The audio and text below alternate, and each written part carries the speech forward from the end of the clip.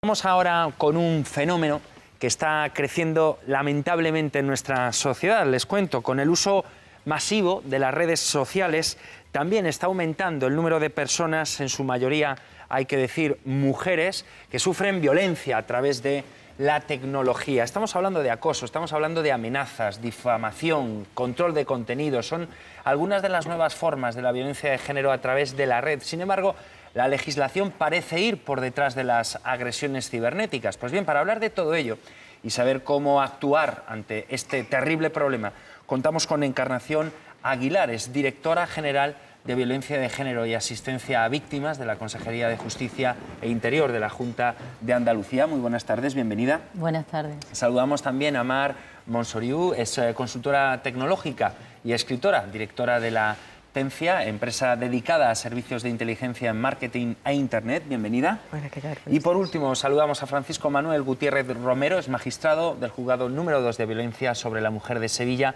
y experto internacional del Consejo General del Poder Judicial en Violencia de Género. Buenas tardes. Buenas tardes. Gracias por acompañarnos. Bueno, pues en primer lugar, a mí me gustaría saber, cuando hablamos de violencia de género a través de las redes sociales, ¿estamos hablando de un fenómeno nuevo, de una mutación, ya sea Encarnación, que no le gusta nada esta palabra, de lo que se viene conociendo como violencia tradicional? Bueno, ya te he comentado antes que en realidad es la misma violencia, es la violencia de género, es lo que ya está instaurado en esta sociedad, que es machista. Simplemente lo que han hecho es adaptarse a las nuevas tecnologías, que ya no son nuevas, que son avances tecnológicos, ya llevan mucho tiempo aquí, y han adaptado su lenguaje y su forma de imponerse a las mujeres a través de esas nuevas herramientas que tenemos, que son las redes sociales. Por tanto, mutación no, lo que hay es una nueva forma de ejercer la violencia de género, además bastante peligrosa porque alcanza todo lo que quieran alcanzar las redes sociales y además a golpe de clic. Sí, yo más que de mutación hablaría de evolución.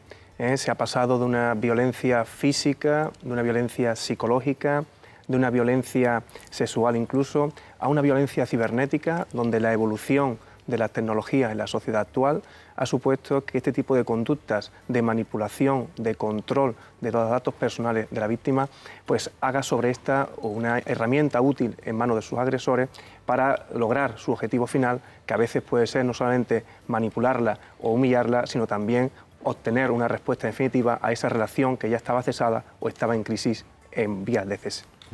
Mar, hablamos de un fenómeno minoritario. ¿Qué dimensiones alcanza? Pues yo creo que dimensiones preocupantes en cualquier caso, y además me parece, coincido con ellos, en que va increciendo. Es decir, porque yo lo estoy observando en menores, que es por lo que me preocupa mucho y por lo que, bueno, de mi parte te agradezco que hayáis sacado este tema, ¿no?, en la televisión, porque hay que alertar un poco a los padres acerca de este problema en menores, porque se está dando en casos de niños a partir de 12 años, que me parece terrible. Entonces hay que alertar a las madres para que las niñas no sean las víctimas en este caso, y también para que los niños no ejerzan ya de maltratadores tan tempranamente. Claro, se trata, Encarnación, de una violencia psicológica, o se puede llegar incluso también a ese maltrato físico. Bueno, la violencia a través de las redes sociales es una violencia psicológica y tiene las mismas manifestaciones que una violencia física a nivel psicológico, es decir, esa persecución, ese maltrato genera una serie de problemáticas en la persona que lo padece, como puede ser una depresión, trastornos de ansiedad, miedo, que es muy preocupante, ¿no? Sí que hay un repunte, y hay un repunte importante, y yo quería decir que acabamos de conocer una encuesta que se ha hecho, que ha salido el 14 de marzo, precisamente, que se han entrevistado a 8.000 adolescentes, y hay un 30% de aumento de la violencia a través de las redes sociales.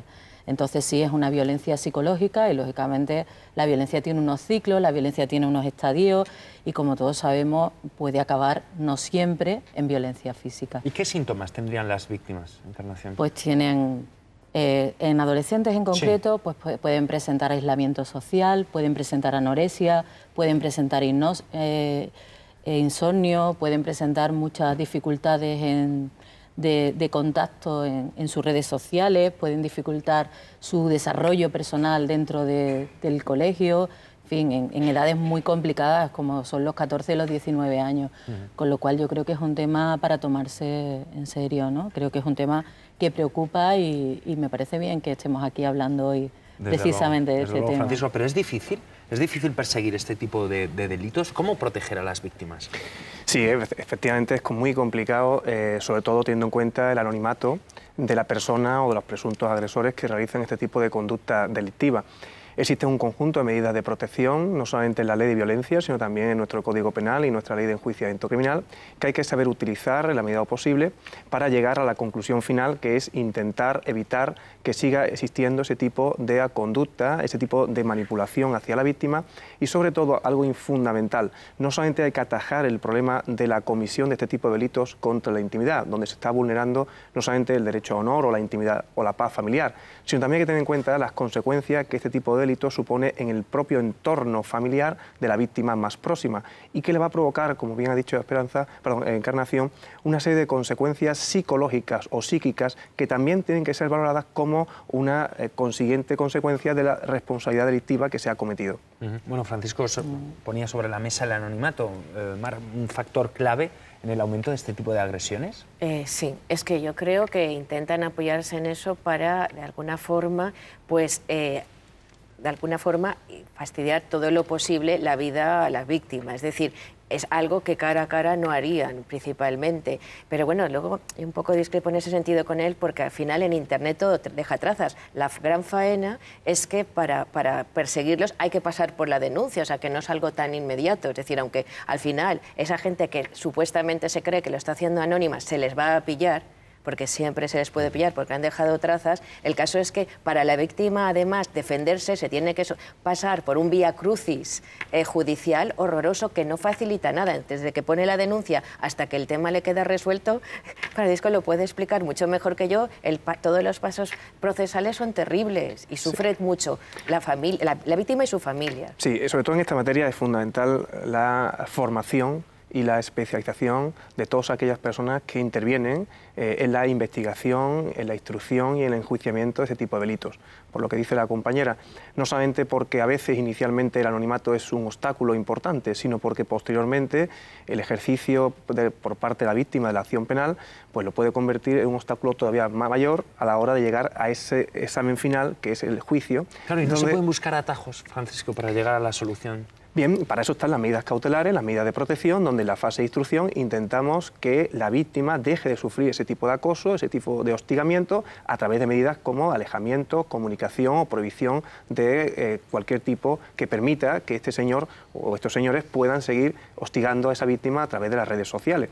Lo cual es difícil luego llevarla a la práctica y sobre todo llegar a un entendimiento y a un seguimiento y control de ejecución de ese tipo de medidas. Bien, pues nos quedamos con esa idea, pero antes de continuar con la tertulia vamos a ver un breve reportaje sobre los aspectos negativos de la vida virtual y en concreto de la violencia de género a través de las redes sociales y de los teléfonos móviles. Sí, el primer punto siempre sería ver las oportunidades que nos ofrece la red y que nos ofrece Internet, ¿no? A todos los niveles, nivel laboral, nivel de ocio, nivel de relaciones sociales. Hay una parte positiva, lógicamente, y una parte negativa. Y la parte negativa es que, bueno, pues todos los aspectos negativos de la vida no virtual, en concreto en violencia de género, digamos que podemos encontrar un paralelismo en lo que son las redes. Puede haber acoso, puede haber suplantación de identidad con el fin de hacer daño a otra persona, bien publicando información como si fuese esa propia persona quien la publicase, o bien difamando, por ejemplo. Puede haber amenazas, por ejemplo, en una relación, ¿no? Al término de una relación o cuando está finalizando. Puede haber un control, por ejemplo, a través de WhatsApp, de la hora de conexión de esa persona, incluso bueno, de contraseñas, de correo electrónico, de perfiles en redes sociales. El tema de la geolocalización, la mayoría de los teléfonos móviles, ¿no? Tienen ahora geolocalización. Cuando tú publicas algo en la red, dicen exactamente desde qué punto o cerca de qué punto de la geografía lo has publicado. Luego, por ejemplo, digamos que lo que es el abuso del contacto, ¿no? De mandar muchos correos electrónicos, estar continuamente controlando el perfil de esa persona, qué hace, qué no hace, con quién se relaciona en las redes, qué tipo de información sube, qué fotos sube y con quién, cuáles son sus contactos, etc. En este caso lo que hacen agresores es al final adaptar las nuevas herramientas y los nuevos métodos que nos ofrece la red para llevar a cabo las mismas agresiones que se llevarían a cabo en la vida no virtual, llevarlas a cabo en la vida virtual, excepto que lógicamente no existe una agresión física directa. En Internet hay un gran vacío legal, ¿no? En toda la red, la mayoría de todo lo que ocurre en Internet, por decirlo de alguna manera, es alegal todavía. Entonces, sí que es cierto que lo que nos comentan es que siempre y cuando tú recibas una amenaza y pienses que realmente puede manifestarse una agresión posterior en la vida no virtual, sí que podrías denunciarlo como un intento, como apología de la violencia de género. Uno de los inconvenientes que nos encontramos también en la red, por otro lado, para el tema de agresiones es el anonimato, ¿no? El amparo que hay en el anonimato y bueno, pues es difícil, ¿no? A través de delitos informáticos, rastreos y demás, sí se podría llegar, pero es muy difícil. Creo que la herramienta no es la culpable de que ocurran estas cosas. Igual que pasa en la vida no virtual, yo creo que al final la solución es la propia educación, ¿no? Las redes sociales y los sistemas de mensajería electrónica se han convertido en un nuevo instrumento para ejercer la violencia. En el caso de las mujeres se calcula que un 10% sufre violencia machista, mientras que un 25% son controladas por sus parejas. Pues saber cuándo fue la última vez que se conectó, de quién se ha vuelto amigo, con quién ha salido, qué fotos se ha hecho, dónde ha estado. Bueno, millones de cosas. Bueno, a veces hay el problema de que te controlan más, pero siempre creo que es hasta donde tú cedes. Si tú no dejas que te controlen más, no tienen por qué controlarte. El acoso por internet es mucho más duro, entre comillas, que a las personas en la calle, porque en la calle si lo ve una persona vale, pero el problema está cuando lo grabas. Cuando lo grabas y montones de personas lo ven, ahí es donde empieza el abuso de verdad, ¿no? Tengo mucha gente conocida de parejas que le miran constantemente el WhatsApp, el móvil, mucho control. No hay independencia. Se manipulan mutuamente. Eso no importa géneros, ni orientaciones, ni nada. Pues se puede dar en todo tipo de casos. Y edades. Bueno, lo estamos escuchando, parece ser que no hay edad, no hay género en este tipo de violencia y Francisco hace mucho hincapié, estamos hablando de un delito y hay una respuesta penal clara. Sí, estamos hablando de que se está vulnerando un derecho de intimidad que tiene una respuesta penal a través de los delitos de descubrimiento y revelación de secretos, es decir, delitos contra la intimidad, aparte de otros tipos de delitos individuales, si eso va acompañado de algún tipo de amenaza, de injurias o de coacciones. También hay que decir que está en proyecto una reforma del Código Penal donde se va a intentar castigar el acoso continuado y el hostigamiento hacia la víctima, con independencia de que ésta sea una mujer, por parte de sus presuntos agresores a través de las redes sociales y de Internet. Y otra cosa fundamental, hay que también, sobre todo, dejar constancia de que no es causa de justificación para este tipo de conductas la llamada dimensión familiar o la intimidad compartida. Nuestro Tribunal Supremo ya se ha encargado de forma reiterada de decir que en este tipo de situaciones no se puede compartir una parte o una parcela de la intimidad que es propia y reservada de cada persona y que el hecho de que tenga una relación de pareja o una relación de matrimonio no justifica sin más para que la otra parte pueda con libertad absoluta examinar y controlar todo tipo de comunicaciones o redes de la otra parte o de la otra pareja. Claro, Encarnación, ¿por qué crees que los jóvenes todavía no les llega el mensaje de que están cometiendo un delito y que la justicia está ahí detrás? Bueno, los jóvenes cuando tú hablas con ellos tranquilamente tienen el mensaje, saben lo que es la violencia de género, saben lo que están haciendo, saben lo que es el hostigamiento, pero la realidad es que ellos están educados muchas veces en el tema de violencia de género, pero no lo traducen a su vida diaria. Aquí lo que más nos preocupa a nosotros, hemos escuchado a varias jóvenes hablando, es el tema de que ella sabe que le están controlando y sin embargo no le produce ninguna sensación. Es decir, sí, me controlan, pero me controlan hasta donde yo quiero, sí, pero Yo creo que aquí hay, ahora mismo en el tema de las redes sociales, hay una mezcla entre lo privado y lo público, hay una forma diferente de los adolescentes de relacionarse con la introducción de las redes sociales que está desfigurando un poquito el escenario de los adolescentes y desfigurando el escenario de la violencia de género. ¿El sector de la población más afectado sería esa, la adolescencia? ¿Los adolescentes o no? Hombre, a mí lo que más me preocupa son los adolescentes, porque los mayores ya se supone que tienen cierta formación y cierta estructura de personalidad y como para que sepan protegerse de esto, pero me preocupan muchísimo más los adolescentes. Yo creo que no, yo creo que incluso nosotros, las mujeres víctimas de violencia de género, una de las cosas que nos están llegando es que tienen problemas a través de los móviles, tienen problemas de quebrantamiento de las órdenes de protección y alejamiento, porque las órdenes de protección y alejamiento son físicas, pero a través del móvil, a través de redes sociales, sí que pueden acercarse los agresores a las víctimas, ¿no? Entonces, hay varios sectores de población que están incidiendo, pero a mí me preocupa y nos debería de preocupar los adolescentes, porque el machismo se está transmitiendo a través de las redes sociales. Lo que estamos poniendo en cuestión es la igualdad entre hombres y mujeres. Mar, esos síntomas de alerta para los padres que nos están escuchando, ¿qué piden los chicos a las chicas, las chicas a los chicos? Es sorprendente porque en adolescentes, que a mí también como Encarnación me preocupan muchísimo más porque se supone que los adultos tienen más capacidad de respuesta o deberían tenerla, es, por ejemplo, algo muy concreto. Es decir, en una pareja de adolescentes, el chico en muchos casos se considera con el derecho de pedirle a la chica la contraseña, por ejemplo, del acceso a Twitter o a Facebook.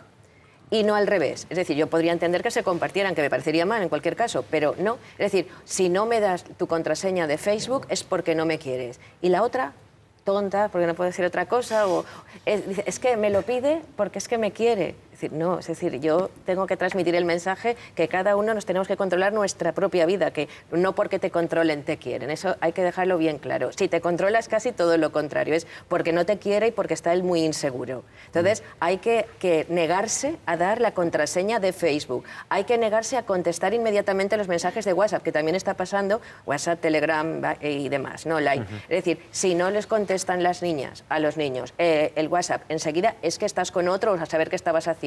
Y empiezan unas fórmulas muy agresivas solo porque alguien no ha contestado. Pues oye, yo misma a lo mejor yo lo llevo en el bolso y tardo un montón en contestar los mensajes. Es un poco absurdo. Demasiada tolerancia, Francisco. Sí, bueno, se denuncia poco también. No es que se denuncie un poco, sino que además también hay que tener en cuenta otra cosa que no estoy de acuerdo en este sentido con mis compañeras. La edad de las víctimas no solamente son de adolescentes. Ha habido una evolución también importante y todo tipo de personas, todo tipo de víctimas, con independencia de la edad, sufren este tipo de situación y no son conscientes de ello.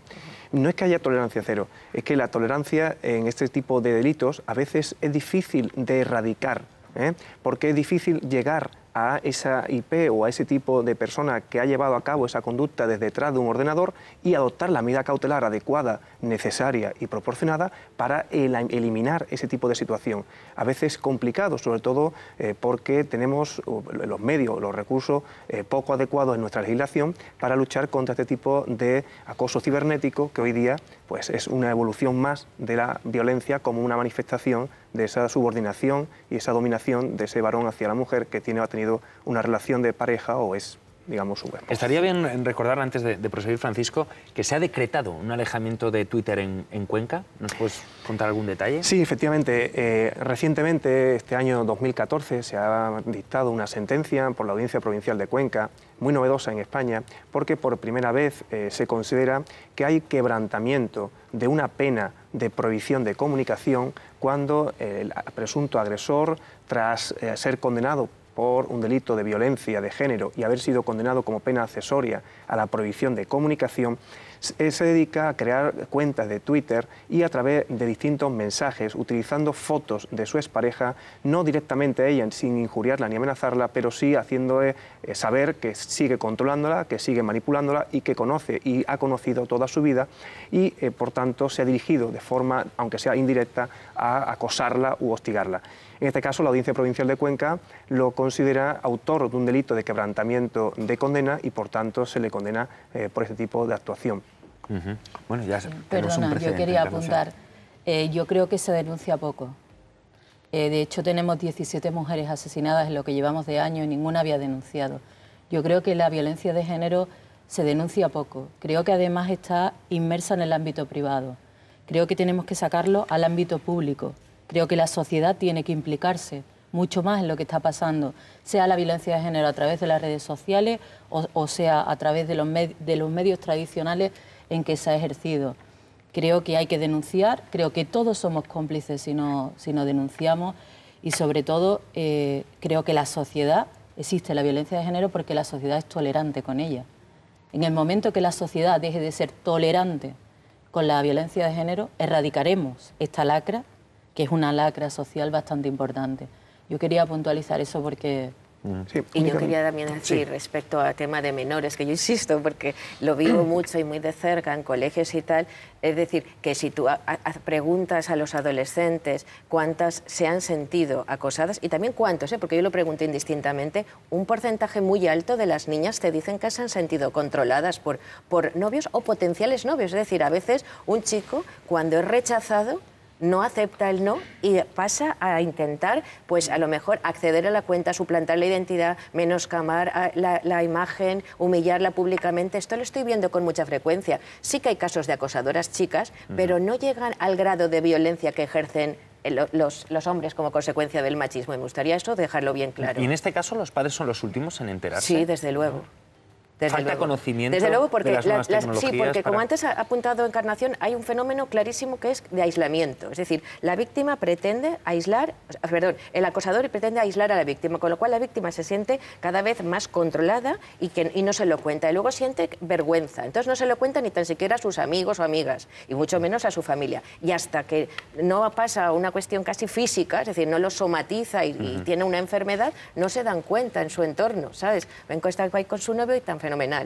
Y desde luego eso en la parte de la chica. En la parte del chico, montones de padres no son para nada conscientes que son padres de un hijo maltratador.